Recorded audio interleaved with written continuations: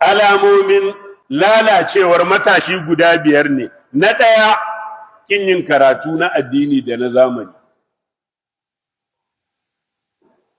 Lokacin da duk kaga matashi ya ki tsayawa yayi karatu, ɗayan biyun nan ko ya kasa haɗa duka biyu, bai karatun addini baya karatun zamani, to ka samu alama ta ɗaya da wannan matashin zai lalace.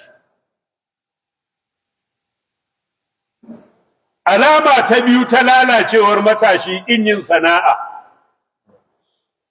Yana so ya sa wando mai tsada, yana so ya sa takalmi mai tsada, yana so ya sa hula mai tsada, yana so ya dinki irin na sa'o'in shi, yana so ya sa agogo da hula irin ta sa'o'in shi, amma bai da sana'a. Me zai yi? Sata. Me zai yi? Sata. Ai wani mawakin Hausa yana, ranar da baka da shi mai baka baya da shi, wani naka baya da shi, rannan da kai da ɓarawo shawarar ku ɗaya.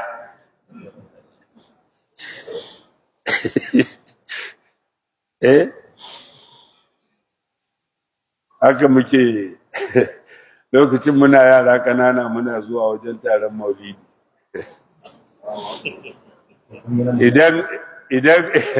Idan mai karatu daga can ya ce, amartuka alkhaira lakin ma atamartu bihi famastaqamtu fama qawli lakastaqimi.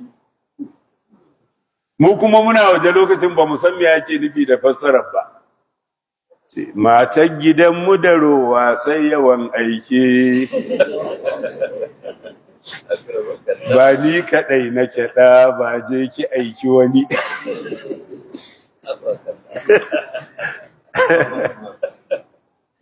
Saboda haka duk lokacin da kaga matashi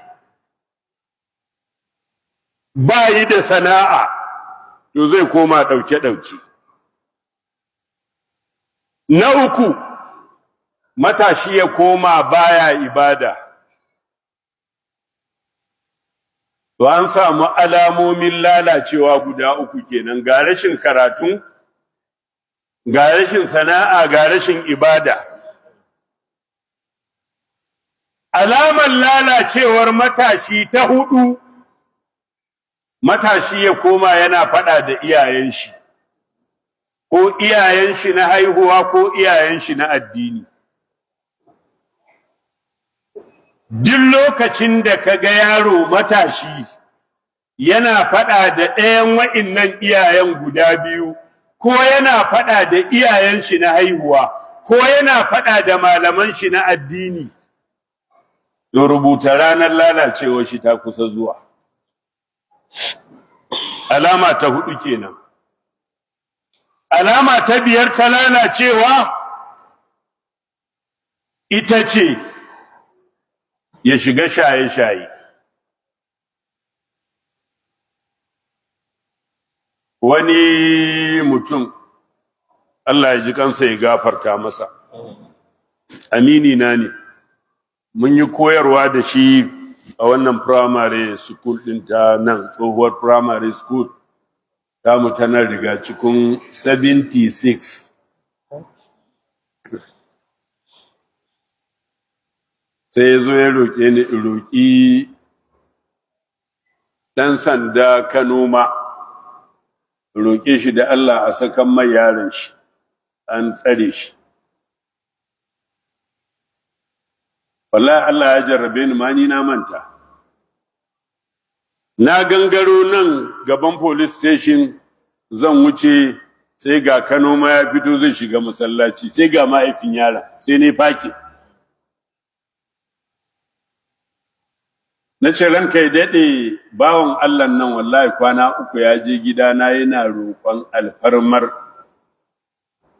roƙe ka a bada belin yaransa. Wallahi na manta sai yanzu gashi Allah ya nufa na ganka kuma shi ma gashi. Sai ce to ya gaya ma laifin yaron? Na ce a bai gaya mu ba. Ya ce shi ne shugaban masu sai da wiwi a Rigaciku. Na ce ha za fi raku bai yi wa bai nan. na miƙa maka noma hannu na ce assalamu alaikum, shi ma mai gidan na miƙa mai hannu na ce kai hakuri ban sa baki cikin irin wannan hayaniyar. To duk lokacin da ka ga yaro ya ɗauko hanya ta shaye-shaye to ya tara alamomi na lalacewa. Na ɗaya rashin karatu, rashin karatu. Na biyu rashin sana'a. Na uku rashin ibada. Na hudu faɗa da ɗayan iyayen nan guda biyu ko duka biyun, malamai da iyayen haihuwa. Na biyar kaga yaro yana shaye-shaye.